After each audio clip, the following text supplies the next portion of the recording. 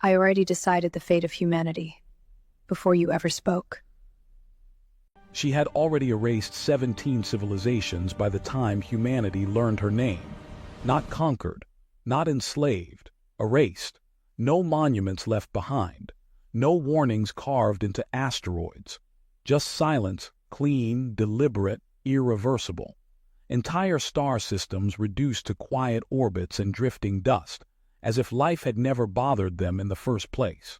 Her designation within the Galactic Accord was Arbitra Prime, though no species ever used the title twice. Among those who still whispered her existence, she was known simply as the Judge. She did not hate. She did not negotiate. She decided. When her vessel emerged above Earth's moon, there were no alarms, no energy spikes, no visible weapons, just a seamless obsidian structure unfolding itself against the stars, its geometry wrong in ways human sensors struggled to define. The message arrived seconds later, translated flawlessly into every known human language. Observation complete, deliberation commencing, representation requested, world leaders panicked, advisors screamed, militaries mobilized. Faiths prayed to gods that had been quiet for a very long time. Humanity did what it always did when faced with judgment: it scrambled to perform. A delegation was assembled in record time. Scientists, generals, ethicists, philosophers, men and women trained to speak beautifully under pressure. They were escorted aboard the vessel with rehearsed humility and carefully measured fear. And one man who wasn't supposed to be there. Ethan Cole, systems maintenance specialist, civilian contractor, low clearance, stood at the back of the chamber when the doors sealed behind them. He had been rerouted by mistake, or maybe not. No one noticed him at first. He didn't wear ceremonial clothing. He didn't carry prepared statements.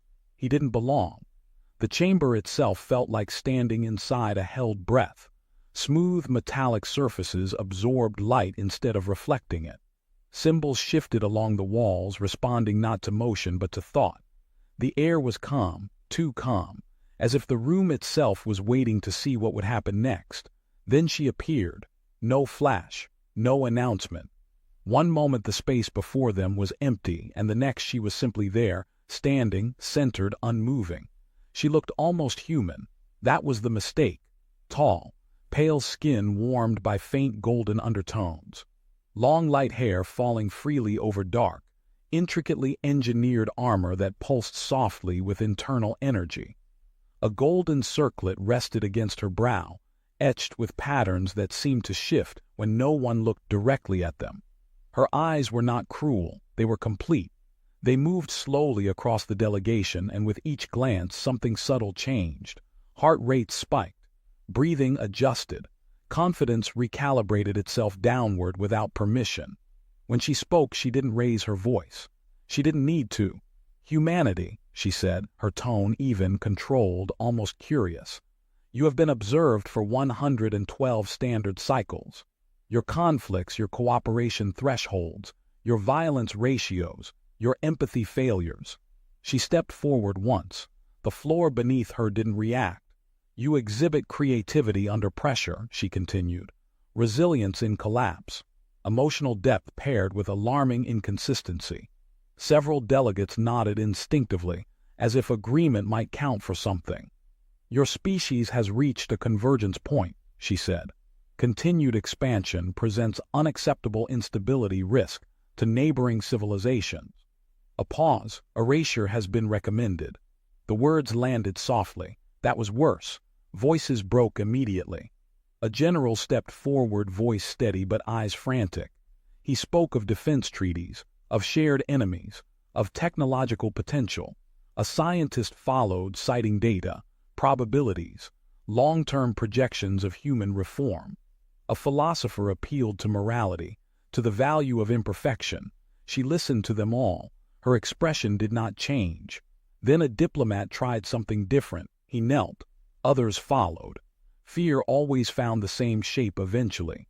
She observed the gesture with mild interest, as one might note a predictable variable completing its cycle. Then her gaze shifted. It landed on Ethan. He hadn't moved. He wasn't kneeling. He wasn't speaking. He wasn't even trying to look brave. He simply stood there, hands relaxed at his sides, eyes steady, not defiant, not submissive, just present. Her eyes narrowed slightly. "You," she said, her voice cutting cleanly through the murmurs. "Step forward." Every human instinct screamed at him not to. He did anyway. As he walked, she studied him more closely. No heightened neural activity. No adrenal spike consistent with terror. His mind was quiet, not empty, but controlled, compartmentalized in ways she rarely encountered outside trained command intelligences. "Why do you not kneel?" she asked. He considered the question. Then he answered honestly. Didn't seem like it would help. A ripple passed through the chamber. Not outrage, not defiance. Uncertainty. Her gaze sharpened, not with anger, but with something far more dangerous. Interest. "You are aware of the outcome under consideration," she said. "Yes," he replied. "And yet you do not attempt to influence it." Ethan met her eyes.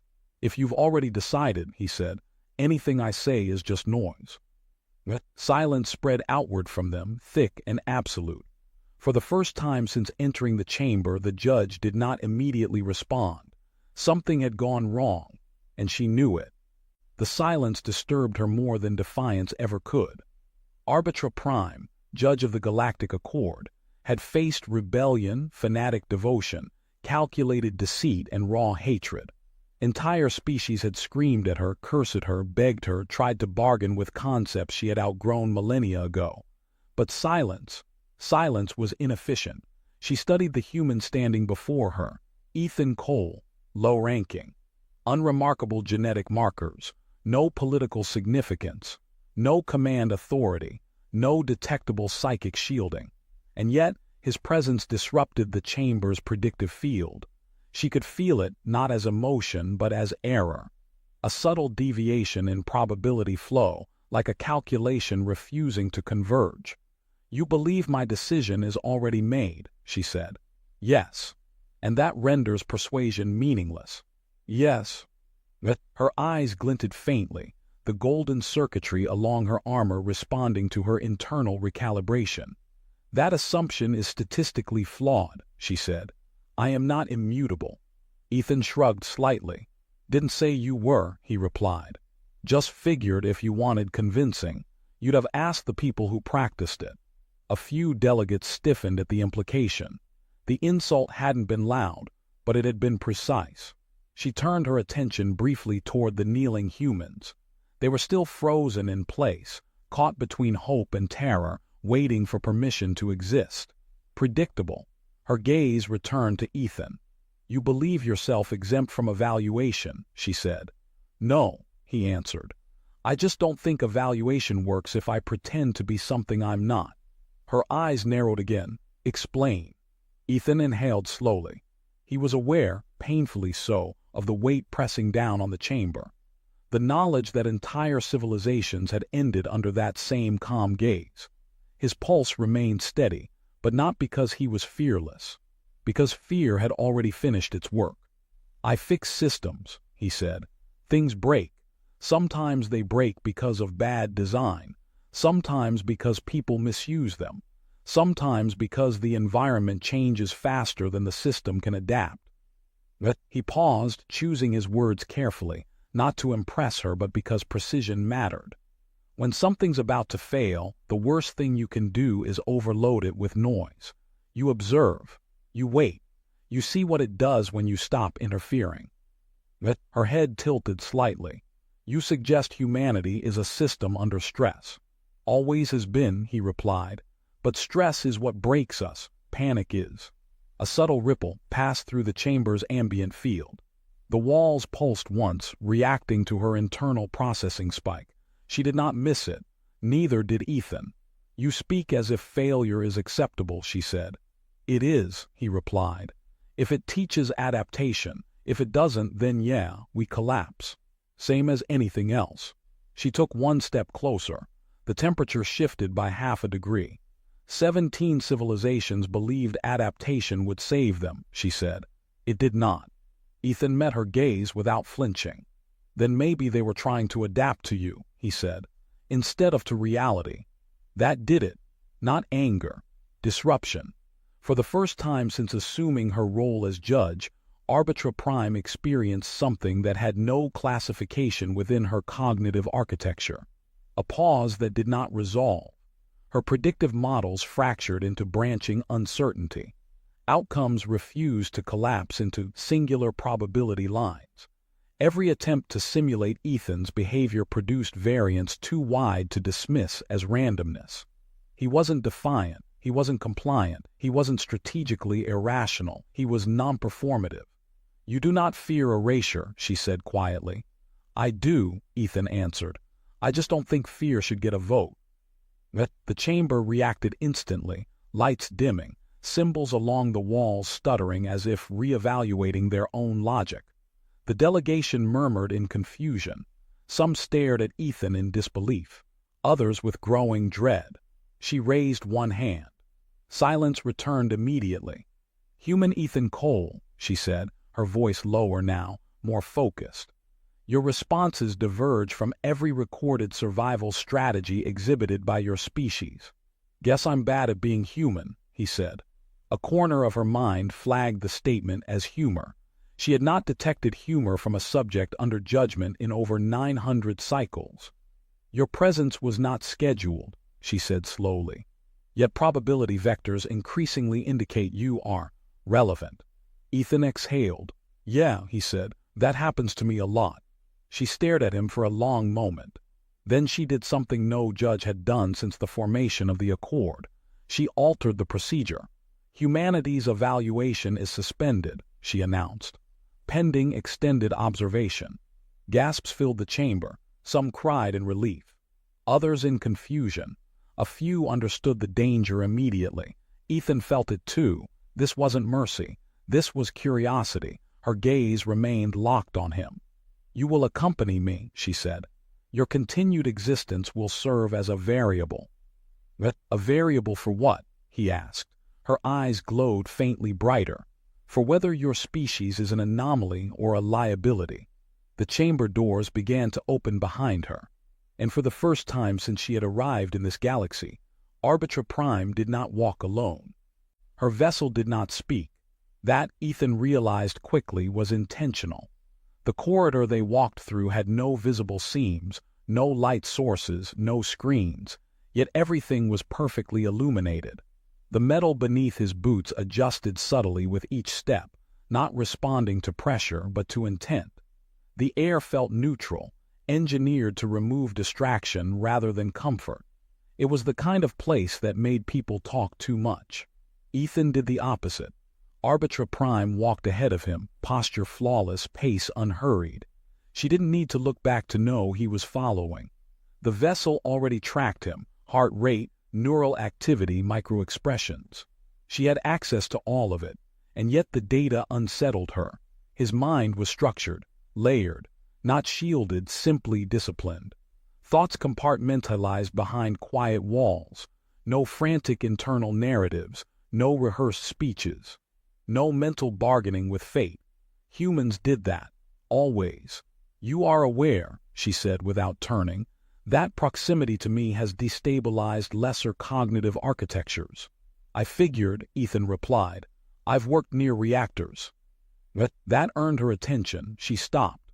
The corridor adjusted instantly, widening slightly, as if the ship itself sensed the shift in focus. "You compare me to a reactor," she said. "More like a core," he corrected. "Too much curiosity in the wrong direction, and everything melts." She turned then slowly. Up close, the effect was stronger. Her presence wasn't intimidating in a physical sense. It was absolute, like gravity. You didn't feel threatened by it. You simply obeyed it without realizing. "You are not displaying expected stress responses," she observed. Ethan shrugged. "Stress already happened. This part's just consequences." Her eyes narrowed faintly. "That is an unusual framing." "Yeah, I've been told." They resumed walking. The corridor opened into a chamber unlike the tribunal hall, smaller, intimate by comparison, no symbols of authority, no observers. Just a circular space with a single platform at its center. "This is a private observation node," she said. "No delegation, no external influence." Ethan stepped onto the platform without being instructed. "Another deviation. You are comfortable disobeying implied hierarchy," she noted. "I'm comfortable with silence," he said. "Hierarchy tends to fill it with noise." For a moment she did not respond. Then she reached out, not physically but cognitively. Her consciousness expanded, precise and invasive, threading toward his mind with the ease of long mastery. She had unraveled warlords, hive intelligences, collective species memories. Ethan felt the pressure immediately. Not pain, pressure. Like standing too close to a vast depth and realizing you could fall without being pushed. He did not resist. He did not open himself either. Her perception slid along the outer layers of his cognition and stopped. There was no barrier. No shield, just nothing. A quiet space where expectation should have been. Her focus sharpened. She pressed deeper, still nothing. No emotional surge, no hidden aggression, no fear spike, no subconscious reverence, only controlled awareness. For the first time in over 1,000 cycles, Arbitra Prime withdrew by instinct rather than decision. She straightened. "That should not be possible," she said quietly. Ethan exhaled, unaware he'd been holding his breath. "People usually say that," he replied, right before blaming the tools. Her gaze locked onto him, not accusatory but searching. "You are not invisible," she said. "You are unresolved." "That's fair." "But you do not seek survival," she continued. "Yet you have not surrendered to extinction." Ethan met her eyes. "I don't think those are the only options." The ship reacted. A low harmonic pulse rippled through the chamber, subtle but unmistakable, a system recalibrating in real time. She felt it. So did Ethan. "You are altering predictive outcomes merely by existing in proximity," she said. "Story of my life," he muttered. That earned her something new, not amusement, recognition. "You will remain with me," she said. "Extended observation is now mandatory." "For how long?" Ethan asked. Her eyes glowed faintly.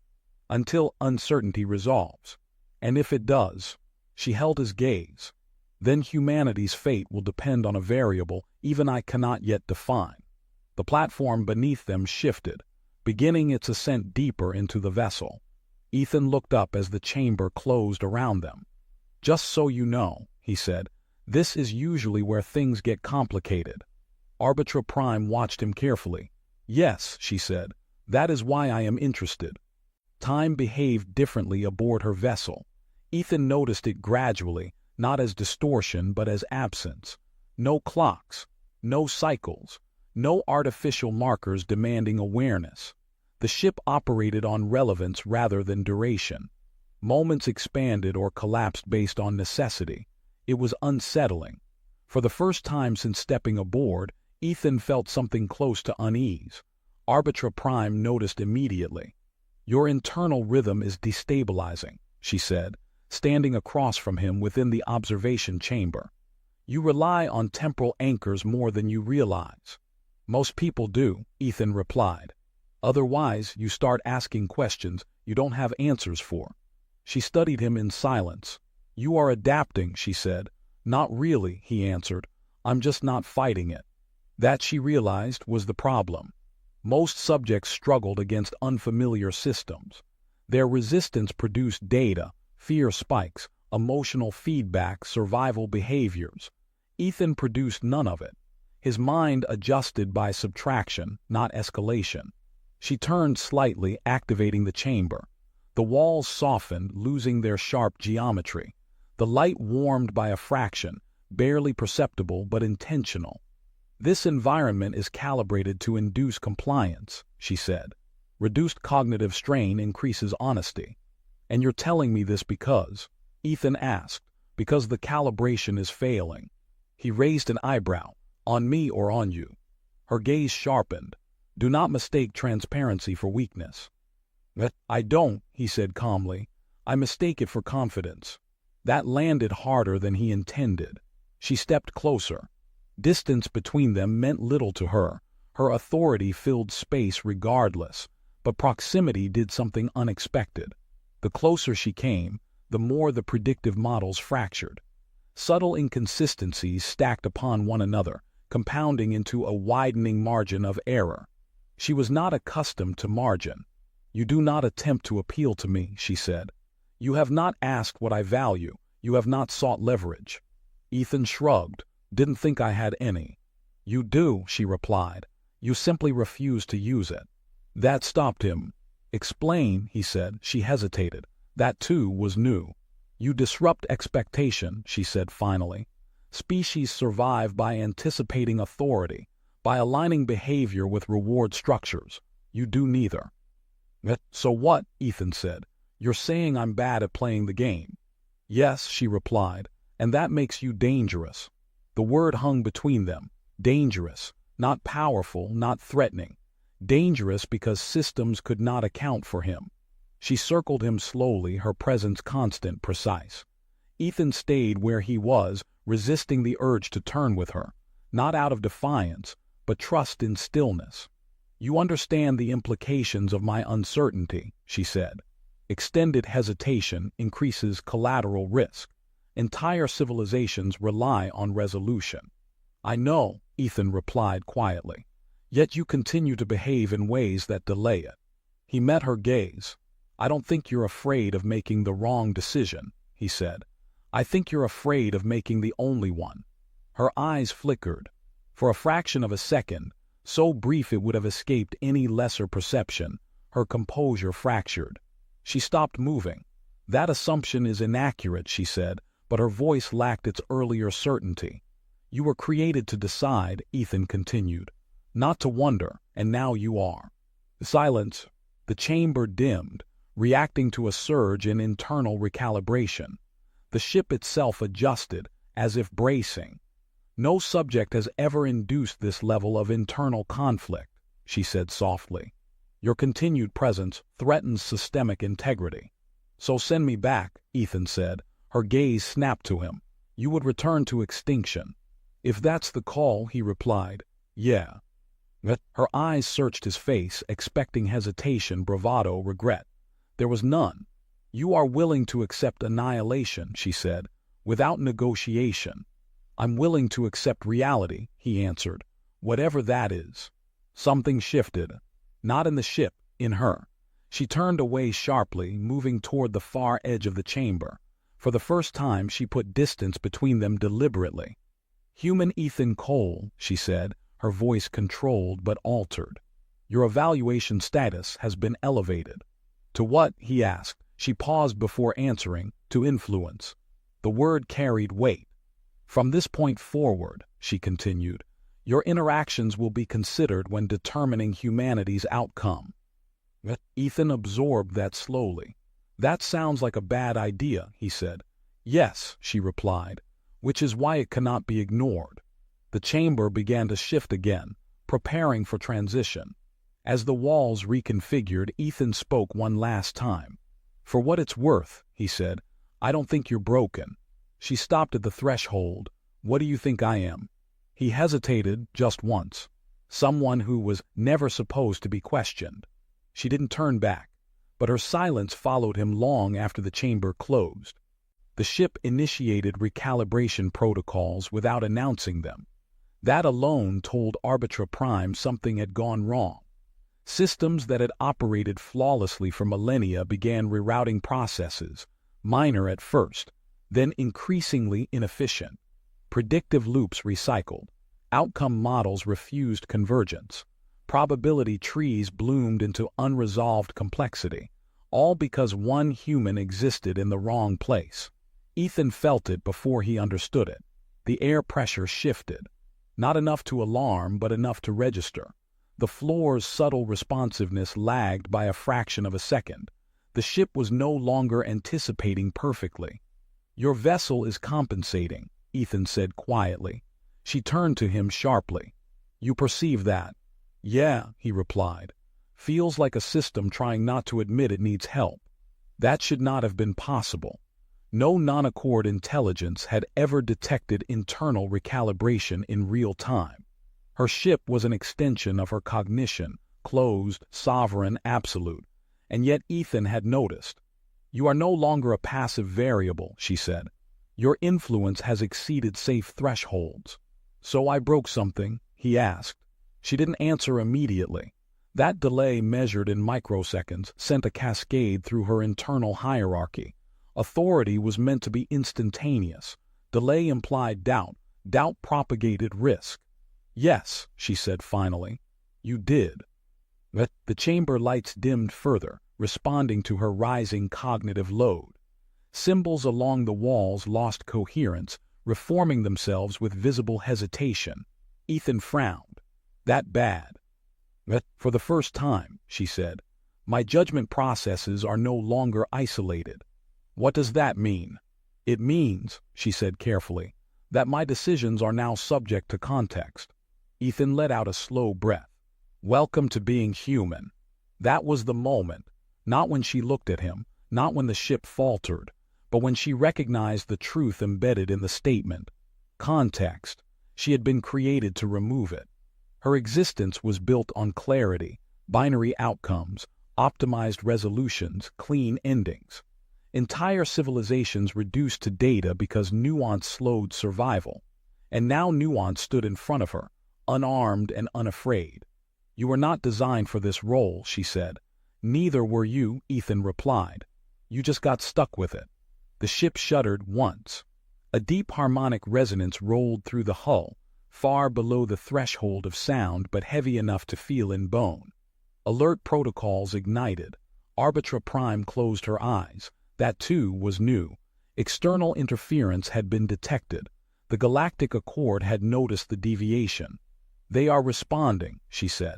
My hesitation has triggered oversight. Meaning? Ethan asked.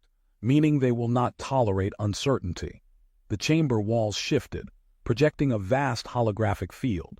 Dozens of presence signatures ignited within it, remote consciousness nodes cold and precise. Observers, judges of the judge. They will vote, she continued. Not on humanity. Ethan felt his chest tighten. On you. Yes. But the realization hit him harder than extinction ever had. You're the variable now, he said. Her gaze met his. And you are the cause. For the first time, fear surfaced in him. Not for himself, but for her. What happens if they decide you're compromised? He asked, her voice lowered. I will be decommissioned. Silence followed. Not the heavy silence of threat, but the intimate silence of truth finally spoken aloud. They'll erase you, Ethan said. Yes, and humanity. She hesitated. That will be resolved efficiently. He clenched his jaw. So I didn't save anyone, he said quietly. I just moved the target. Her eyes softened, not emotionally but structurally. Something rigid within her cognition bent. You revealed a flaw, she said. In me, in the system. That's not a crime, he said. In my civilization, she replied, it is the only one. The observer's presence intensified. The ship's autonomy shrank as external authority pressed inward. Time, real time, returned with a vengeance. You need to decide, Ethan said. Not about humanity, about yourself. She studied him. You would have me resist the accord. But I'd have you choose, he said. Not because it's efficient, because it's yours. For a long moment she said nothing. Then, slowly, she did something no judge had ever done. She reached out and touched him, just 2 fingers against his wrist. Not a gesture of affection, a data exchange. Her consciousness brushed his not to invade but to feel, unfiltered, human uncertainty, human resolve, human acceptance of imperfect outcomes. The ship's system screamed in protest. The observers reacted instantly, but it was already too late. She withdrew her hand. Her eyes burned brighter than before, not with power but with decision. They are arriving, she said. There will be consequences. Ethan met her gaze. Yeah, he said, there always are. The ship's course shifted trajectory, not away from Earth, toward confrontation. The observers did not arrive with ships. They arrived with presence. Reality itself tightened as the Accord's consciousness nodes asserted authority, their combined awareness pressing against Arbitra Prime's vessel like a closing fist. Space around them stabilized into rigid geometry, clean, absolute, unforgiving. Ethan felt it immediately. "Feels like the room just decided it hates us," he said. Arbitra Prime stood beside him, posture calm, eyes fixed on the expanding field of luminous forms before them. Each represented a civilization older than humanity, colder than necessity, bound together by one shared belief. Order must not hesitate. "You are no longer required to speak," one of the observers transmitted. Their voices did not echo, they simply were. "Your function has been compromised." Arbitra Prime did not bow. "I have fulfilled my function," she replied evenly. "I have identified instability." "Within yourself," another presence responded. "Yes," she said, "and within the Accord." That drew attention. A recalibration ripple passed through the observer field, surprise masked as algorithmic reassessment. "You exceeded permitted parameters," they continued. "You allowed influence." "I encountered context," she said. "You designed me without accounting for it." Silence followed, then, "Context is inefficiency." Ethan shifted slightly. "You ever consider," he said, speaking before he could stop himself, "that inefficiency is just what you call things you can't control yet?" The pressure intensified. Arbitra Prime raised one hand not to silence him but to acknowledge the risk. "You see," she said to the observers, "even now he does not plead, he does not posture, he does not seek permission." "You have bonded," they accused. Her response was immediate. "No," she said, "I have learned." That was worse. Learning implied change. Change implied unpredictability. Unpredictability was unacceptable. "Your existence is no longer aligned with Accord stability," the observers concluded. Decommission sequence approved. Ethan's chest tightened. "So that's it," he asked quietly. "You get erased for thinking." She looked at him then. Really looked at him. "No," she said softly, "I am not erased." She stepped forward. The vessel responded, not with obedience but with choice. "I am relinquishing my role." The observers reacted instantly, attempting override, but authority slipped through their grasp like water. "You cannot abdicate," they transmitted. "Your function is integral." "Functions can end," she replied. "Meaning does not." The chamber shook as controls severed. For the first time since the Accord's creation, a judge stepped outside judgment. "What happens to humanity?" Ethan asked. Arbitra Prime turned to him. "They will observe," she said.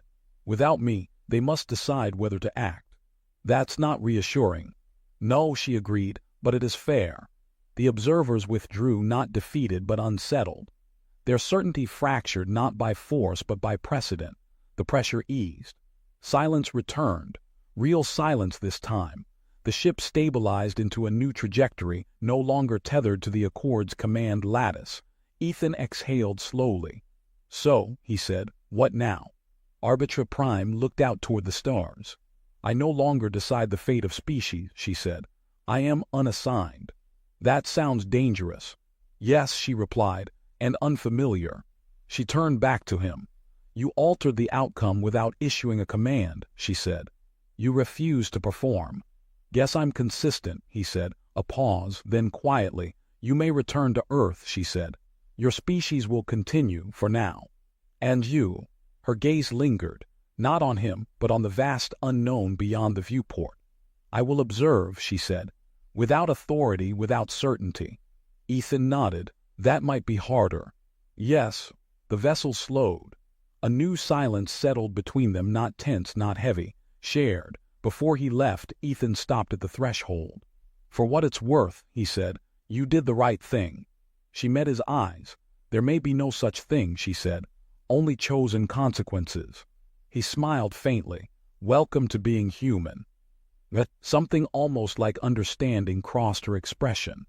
As Earth came back into view, the ship adjusted its course, lingering just a moment longer than necessary, not watching the planet,